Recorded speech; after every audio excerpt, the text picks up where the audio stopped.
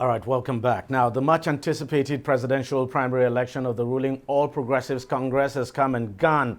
Against all odds, the national leader of the party and former governor of Lagos State, Bola Ahmed Tinubu, emerged winner of the election to become the party's flag bearer for the 2023 presidential election. He polled 1,271 votes, which is more than the 831 combined total of his 13 other aspirants at the two-day party primary held at the Eagle Square, Abuja.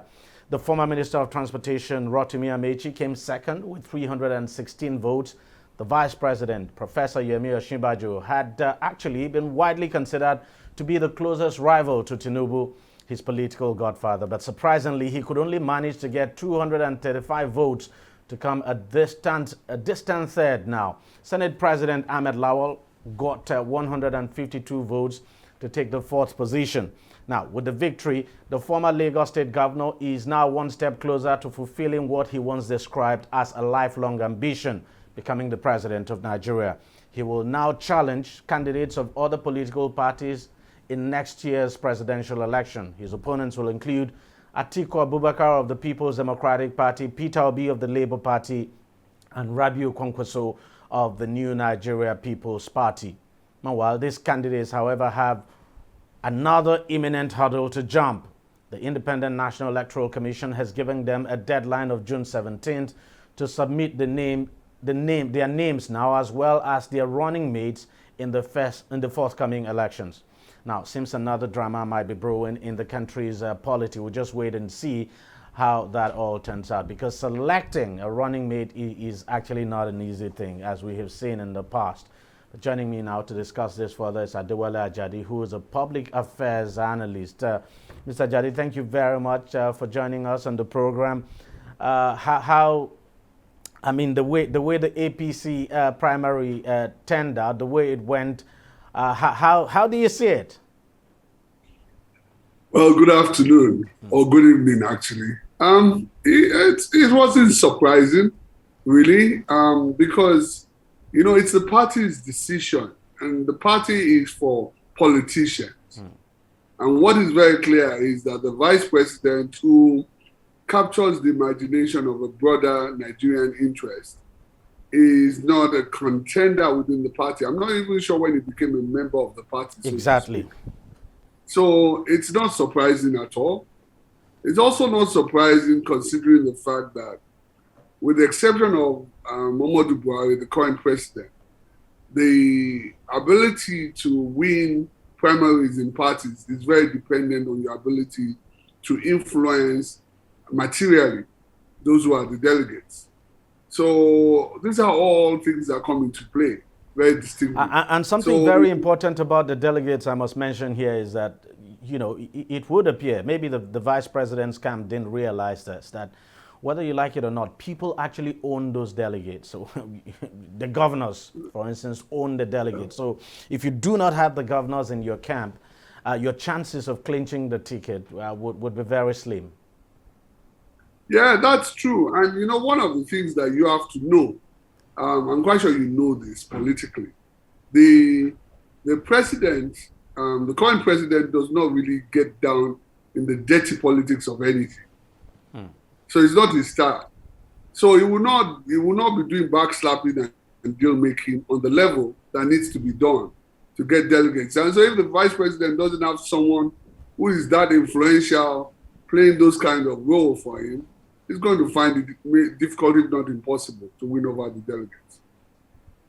Now let's talk about the winner of the primary. I mean, no doubt he's worked very hard, a founding member of the party, and has been very consistent.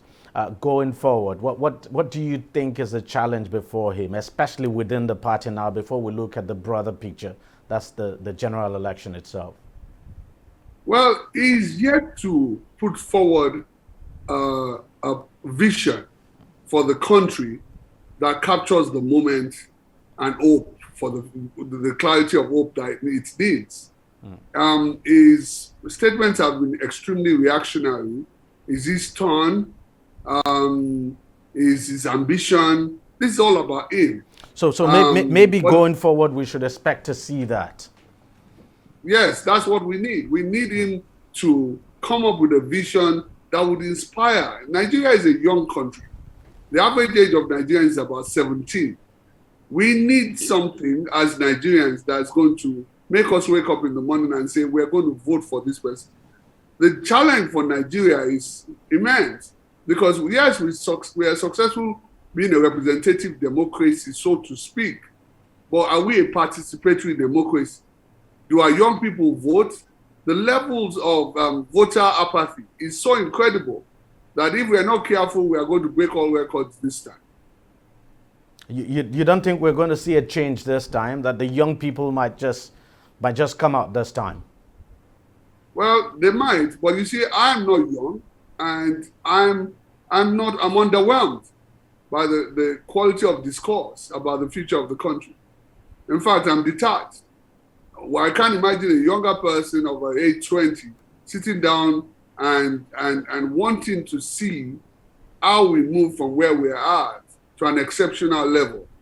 You know, it's very clear that the two main parties are very good politicians, very, very effective politicians at the head of their ticket, but are they effective leaders? That question is yet to be answered. Even if they had held leadership positions in the past. But anyway, we just have to wait and see how things play out. But looking at the election itself, do you get the impression it's just going to be a two-horse race, so to speak, two-horse race between the candidate of the APC, Asiwaju Bola Ahmed Tinubu, and Alhaji Atiku Abubakar of the PDP? I mean, because somehow you tend to get the impression that a third force might just be coming up in Peter Obi. Well, I think so. And the reason why I think so is that if you had a contrasting sets of narrative or candidates in terms of their character, then from APC and PDP, then maybe the third party candidate will not matter. But actually, these are well-seasoned politicians of a particular age, of a particular wealth. They still are yet to inspire us with full disclosure about their own wealth and about their own journeys as people. They're yet to inspire us. There are large gaps in their biography that we don't know, that, you know, that doesn't connect with a large number of people. So that leaves room for a large uncommitted group who are not very political to turn around and go for a third party candidate. But we also can deny the fact that these two individuals, I mean, have very large followings. You talk about across the country, they actually have very large followings as far as the politics of this country goes. Amongst those who are actively political, yes, certainly. But there's a large number of people who are not actively political in that sense, who often are the people who make a difference. If you think about it, why does the Buhari get 12 million votes? Because there's a large body of people who are not active in political, or are not card-carrying political members, who like his brand. The two of them, both Atiku and Asiwaju Bola Tinubu, have to sell themselves to inspire us. And on the other hand, Peter Obi has a brand, whether it's true or not. The brand is that he's an intellectual, he's committed to change, you know. All of those things are what his brand says, you know. So they've got to challenge that brand with a more open story, a greater inspirational vision, and a greater capacity to tell us that they are committed to dreaming for Nigeria. Now, one thing about our politics that you can't take away, you can't take it away from our politics is the issue of, region, the region where a candidate comes from. How much of that do you think how much role do you think that will play in how people decide who they vote for? Because now, clearly, we have a candidate from, when you look at the two major political parties now, we have a candidate from the south and we have another one from the north. How much of that do you think will weigh in the minds of voters now when they go to vote on election day? It's going to weigh. It's going to weigh. I'm fairly sure it's going to weigh because people in the south, as we call them, have looked forward to the opportunity for change in terms of someone from the south coming into power. So I'm fairly sure the southeast would consider this an issue. I'm fairly sure the Southwest already considered this an issue. The South might, and it's highly likely they will. So the chances are that if you're a Northern candidate, there will be some large bulk of people who are not going to vote for you because they see an alternative. In the North has been a bit more sophisticated in understanding that this is deal making across the board. So who's the best deal for them? It does not automatically mean that they're going to vote for somebody from their region. It actually means that they're going to consider who's going to give them the best deal going forward. But the other thing that you have to bear in mind about Nigerians is that we all love a winner.